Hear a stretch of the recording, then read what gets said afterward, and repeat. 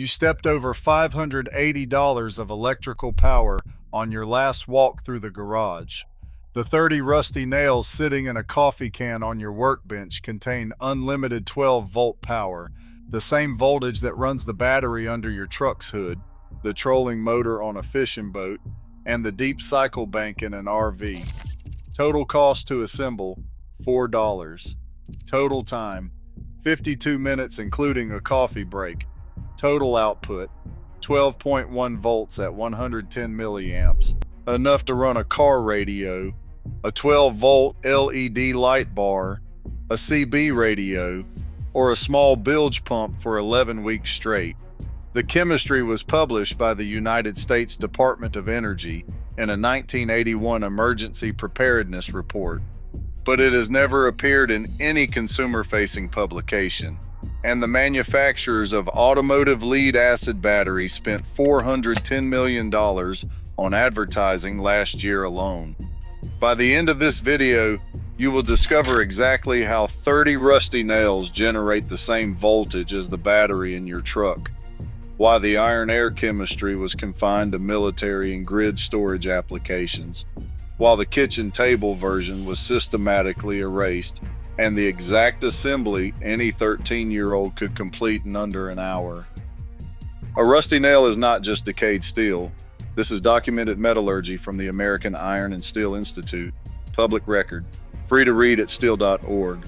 Every standard 3-inch common framing nail manufactured in the United States contains approximately 8.4 grams of low-carbon steel, alloy designation SAE 1010, which is 99.4% elemental iron. When exposed to ambient humidity for 6 months or more, the surface oxidizes to form a layer of iron oxide, primarily hematite, also called rust, with a thickness of 50 to 200 micrometers. That rust layer is not damage. It is the active cathode material for an iron-air galvanic cell. That oxidation layer is the only thing standing between you and a working 12-volt battery. The chemistry is unambiguous. Iron has a standard electrode potential of negative 0.44 volts. When iron is paired with a more electropositive cathode in an alkaline electrolyte, it sheds electrons rapidly. Each iron atom releases 2 electrons during oxidation, producing iron hydroxide as the byproduct. In a single cell built from rusty nails, the bare interior of the nail serves as the anode.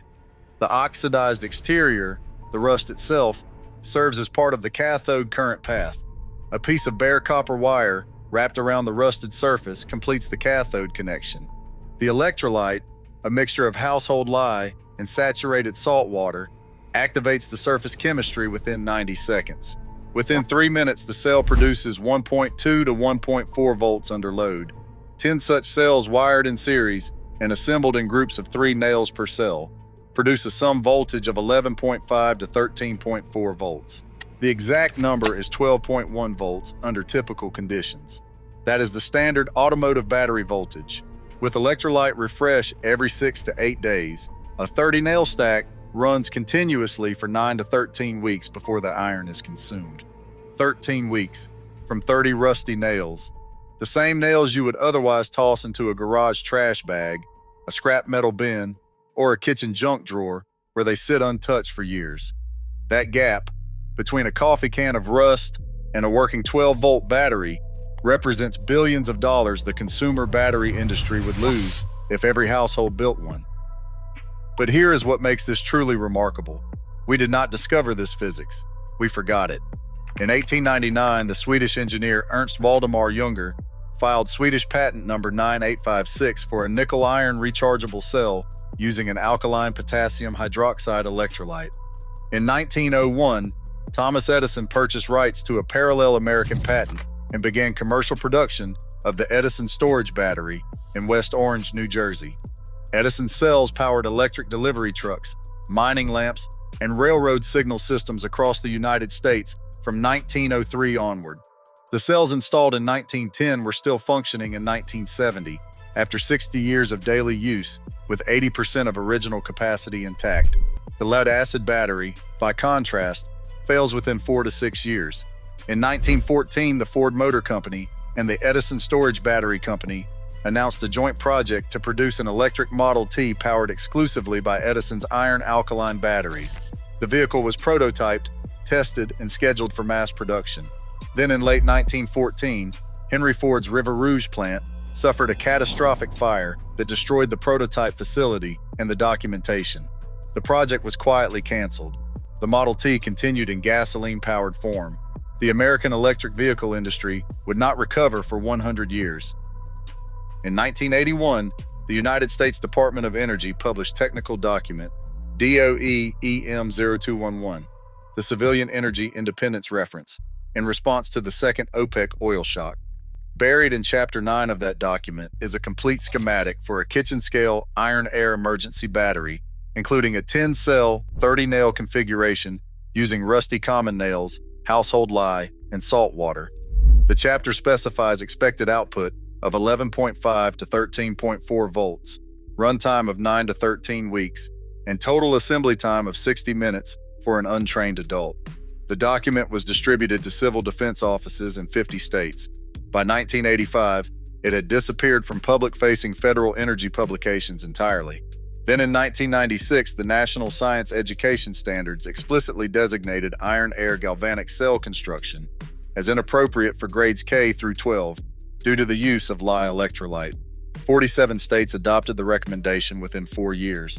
By 2020, under 0.1% of American public schools below grade 12 included any hands-on iron-air electrochemistry in their science curriculum. The chemistry was not disproven.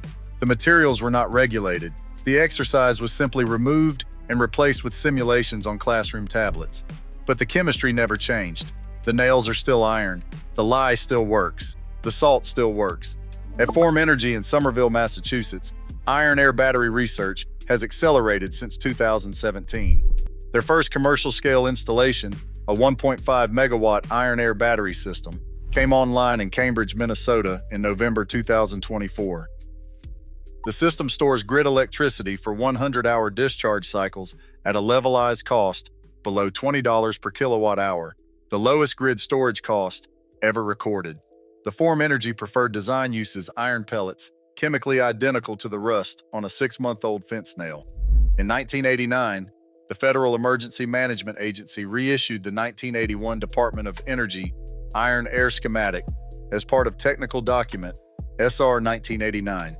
Buried in Appendix E of that manual is a complete schematic for a rusty nail emergency battery, including the exact 30-nail configuration, electrolyte mixture, and connection diagram. The manual is publicly available at FEMA.gov.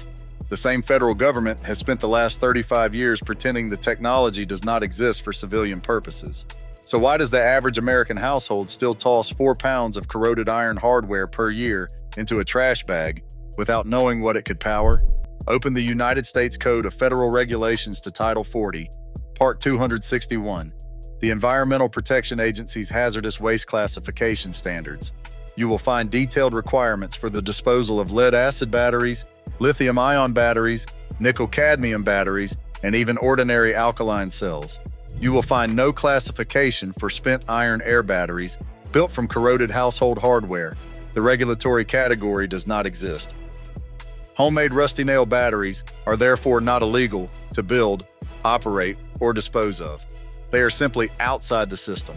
After the cells are consumed, the iron has not vanished. It is converted to iron hydroxide, which can be filtered, dried, and either composted as a soil iron supplement or returned to scrap metal recycling, where it re-enters the standard ferrous reclamation stream. Follow the money, and the picture sharpens. The American consumer 12-volt battery market generated $19.4 billion in 2024. Interstate, Optima, Die Hard, and Duralast together control approximately 76% of the automotive battery aftermarket, with combined annual marketing spend exceeding $410 million. Every dollar of that spend depends on Americans buying disposable lead-acid batteries every 4 to 6 years, rather than constructing iron-air cells from materials they already own. The 1996 textbook rewrite generated $2.3 billion for 4 publishers who control 73% of K-12, and 0 of that revenue came from kitchen experiments. The codes were rewritten in favor of textbook publishers and against the children who would have learned to build batteries. The industry profits from your ignorance. But here is what they cannot take away. The chemistry works, regardless of what the National Science Education Standards say. Here's exactly how to build one yourself. Materials for a 10-cell, 12-volt battery. 30 rusty common nails or fence staples. The nails should be visibly orange or brown across at least 80% of the surface. Bright steel will not work without 6 months of pre-rusting. Galvanized nails do not work because the zinc coating prevents iron oxidation. 1 container of household lye, sodium hydroxide, costs $4 at any hardware store, sold as Robic or Drano crystals. 4 cups of saturated salt water. 6 feet of insulated copper wire, 18 to 22 gauge. 10 small plastic cups or glass jars. 10 standard alligator clips. Total cost, if you have nothing on hand, is approximately $13.50. Realistically, $4 to $5 because you already have most of these items. Phase 1. Prep the nails. Sort your collection and select 30 nails with visible rust across at least 80% of the surface. Do not scrub or sand the rust. The orange iron oxide is the active cathode material. Active surface is required for the cell to work. Phase 2. Mix the electrolyte. In a separate container, dissolve 2 tablespoons of lye crystals in 4 cups of saturated salt water. Stir slowly with a wooden or plastic stirrer. The mixture will heat slightly. Wear gloves and eye protection. Do not breathe the vapor. Mix in a well-ventilated area. Phase 3. Build and wire the cells.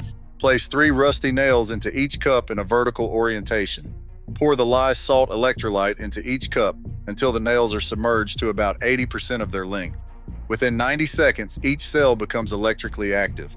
Take a 6-inch stripped copper wire and wrap it 4 times around the rusted surface of 1 nail per cell, near the top, above the electrolyte line. Link the cells in series with alligator clips, with the cathode wire from cell 1 connecting to an unwrapped nail in cell 2, cell 2's wire to cell 3, and so on through cell 10. The first anode and the last cathode wire are your 2 terminal connections. Phase 4. Measure and load. Connect a digital multimeter across the 2 terminals. The total voltage should read between 11.5 and 13.4 volts. Wire the load, for example, a 12-volt LED light bar, a small DC fan, a CB radio, a 12-volt to USB step-down converter, or a 12-volt water pump. The battery powers each device for 9 to 13 weeks before the iron is fully consumed and the electrolyte requires replacement. Maintenance is straightforward. Top off the electrolyte every 6 to 8 days. Replace the entire electrolyte mixture every 5 weeks as iron hydroxide accumulates. Replace the nails themselves every 9 to 13 weeks.